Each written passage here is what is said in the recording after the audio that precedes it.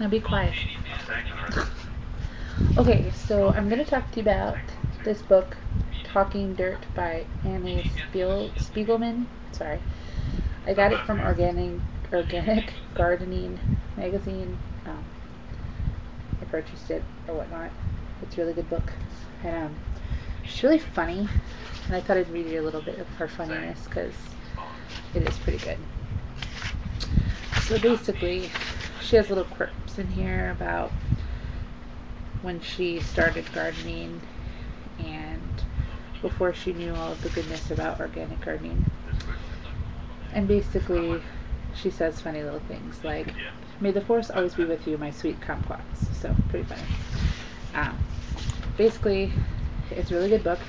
At the end of each section, it has something like this. I write in my books, where it gives you a overview of a plant that she likes and all of its fun names. So, also, let's see, the origin, the hardiness of it, the growing requirements, what it looks like in a small picture, like a description of what it actually looks like in a picture like this one. So I don't know if you can see it. But needless to say, I really like it. It cost about $15, but it's well worth it. So it's called Talking Dirt by Annie Spiegelman, and it says, "The Dirt Diva's down-to-earth guide to organic gardening."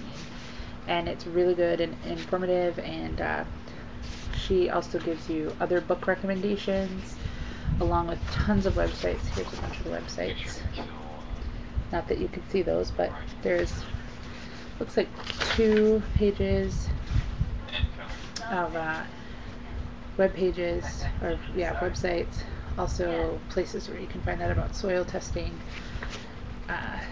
It's just really, really, really, really good, and she has all kinds of tips and whatnot. So for all of my fun homesteaders who want to go organic, this talks about using horse manure, of course, but if you're like us who plan on having massive amounts of chickens, you can use chicken manure or goat manure.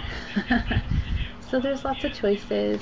I think it's really informative. It's soft, and I carry this in my purse. Also, she talks about doing something called a gardening journal. And in your gardening journal, you're supposed to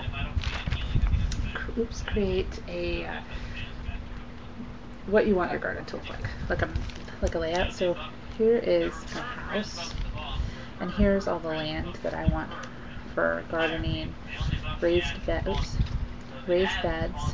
around my porch and around the I guess the kitchen side of my house. The kitchen's right here, so on this side of my house, as well as like some flowers and random things I'd like here by the walkway. So it just lets you know, I drew my whole house, and then the areas in which I want to use around my house. This part right here goes out like probably this much further. But I mean, I get the general idea that that's what I want. Along with that, she says that you should look up plants that grow in your area, the type of annuals and perennials that you want, but make sure that they can grow. Start with the small plants if you're going to buy them at a nursery, not the big ones, because they don't have as much time to seed. So I'm going to tell you about one of her tips for planting today, in case you're already starting, which I hope you are, because it's about that time of the year. So basically what she says is, when you start something out of a little plastic container or a cardboard container, that you want to dig it the size of the pot it's in, and an inch or 2 out on each side. So if you start off with something this big, you're clearly going to dig something about this big. So like 4 by 4 instead of 2 by 2. And then you're going to fill it with water and let it soak in to the hole with your plant in it. Then fill it in again, and then put your soil in there with a good topsoil of manure, compost, and whatnot. So I just thought I'd share that with you guys today, because my plants are growing really good, and I'm hoping to get a video of that sometime this week.